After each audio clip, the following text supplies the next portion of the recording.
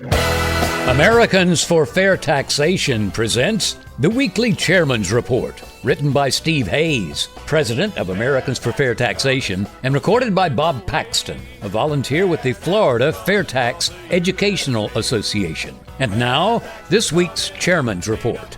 Hello, I'm Bob Paxton with the AFFT Chairman's Report for Friday, July 31st, 2020. Like pigs at the trough. The COVID-19 stimulus bills were hastily passed to deal with the economic emergency created by the shutdown of the economy. However, the biggest winners are not the American people, but the ruling class and their lobbyist minions in D.C.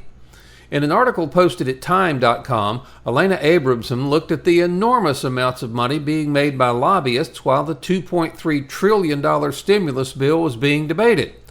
She points out that Brownstein Hyatt Farber Schreck received more than $11 million from their clients in the first quarter of 2020. The firm's managing partner and shareholder, Mark Lampkin, was an advisor to former House Speaker John Boehner, a deputy campaign manager for George W. Bush's first presidential campaign, and general counsel for the House Republican Conference. Al Motter, another former managing partner, is a longtime Democratic strategist who served on Hillary Clinton's Finance Committee during her 2016 campaign. In a Cato Institute blog, David Boaz pointed out, federal lobbying spending totaled $903 million in the first quarter of 2020. Now that's the most since the legislatively active first 2 years of the Obama administration. Now people invest money to make money. In a free economy, they invest in building homes and factories, inventing new products, finding oil, and other economic activities. That kind of investment benefits us all. It's a positive-sum game, as economists say. People get rich by producing what other people want. But you can also invest in Washington. You can organize an interest group or hire a lobbyist and try to get some taxpayers' money routed to you. That's what big business, small business, the farm lobbies, AARP, industry associations, and teachers' unions do. And that kind of investment is zero-sum. Money is taken from some people and given to others, but no new wealth is created. A 2019 report by Open the Books, a nonprofit government watchdog group, tracked a more obvious form of influence: public giveaways and subsidies to corporations. Open the Books found that between fiscal years 2014 and 2017, Fortune 100 companies spent $2 billion on lobbying and received, during that same period, $3.2 billion in federal grants. Now that's a 60% return on investment by that narrow measure alone. Now a part of the money paid to lobbyists is donated to politicians to ensure access. OpenSecrets.org published the top 20 congressional recipients of lobbyists' money in 2020. That list was headed by Kevin McCarthy, taking in $400,810. Mitch McConnell was next at $333,746, followed by Joe Biden at $320,209, Cory Gardner $273,833, Tom Tillis, $267,833. Gary Peters, $246,189. John Cornyn, $238,213. Mark Warner, $215,292. Steve Scalise, $214,824. Gene Shaheen, $210,798. Richard Neal, $201,758. Stephen Daines, $190,158. Doug Jones, $186,256. Susan Collins, $179,734. Lindsey Graham, $165,223. Ed Markey, $148,470. Joe Kennedy, $138,850.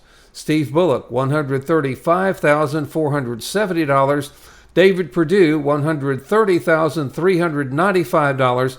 And Joni Ernst, $128,384. As you can see, lobbyists are spreading around a lot of cash, and it's being distributed to both sides of the aisle.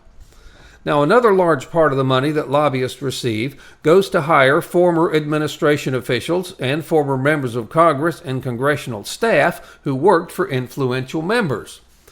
Now, there's an agreement among congressional staff and the sitting members that they should listen to former staff and former members because, in addition to campaign donations to members, the present staff and many sitting members want to collect large paychecks working for lobbyists after they leave Congress. This is why many congressional staffers like doing an internship that will let them start making the real money when they leave Congress to work for lobbyists. Now, the interesting thing about this is that no one in D.C. sees anything wrong with this system that often puts money, or the prospect of future money, before the people's interests. Now let's look at the FAIRtax and lobbyists. Will the FAIRtax eliminate lobbyists? Well, no. As long as the federal government is distributing trillions of dollars, there will always be lobbyists representing people wanting to get their hands on as big a chunk of it as they can.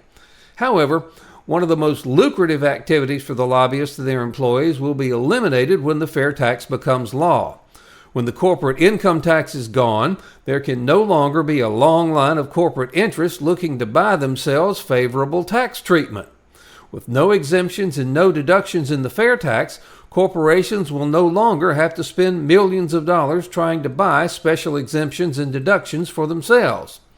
Now, the other huge change for the lobbyists and members of Congress will be that they can no longer sell benefits and hide them deep in the Internal Revenue Code. This is a prospect that the lobbyists, the members of Congress, and the ruling class find quite frightening. Now, despite their arrogance, these people know that the only people they can fleece are the ones who don't realize they're being fleeced. This explains why the ruling class and their minions in D.C. oppose the FAIRtax so fiercely. It will upset the lucrative setup they've been using to line their own pockets at our expense for decades. In conclusion, as humorist Will Rogers observed in the 1920s, you see, the president only tells Congress what they should do. It's the lobbyists that tell them what they will do. Now, this is still the way things happen in D.C. The politicians often promise one thing, but almost always do what's best for them, not us. Who often defines what's best for them? Lobbyists. When politicians dare to propose that a staffer has to wait 2 years between leaving Congress and going to work for a lobbyist, they are met with howls of outrage from other members. Why? Because many claim that such a provision would cost them their best staffers. No one is going to want to use a congressional staff position as a stepping stone to working at a lobbying firm if it comes with a 2-year waiting period. No, the FAIRtax will not stop the greed-driven relationship between the lobbyists, politicians, and political staff. It will just make it harder to operate in ways that the public can't really see. The FAIRtax benefits the economy and the American people, not the lobbyists. It's time for the FAIRtax to become the law of the land and replace the corrupt income payroll tax system. Instead of aspiring to become lobbyists profiting from government spending, why don't these bright and capable people devote their energy to helping businesses become more successful?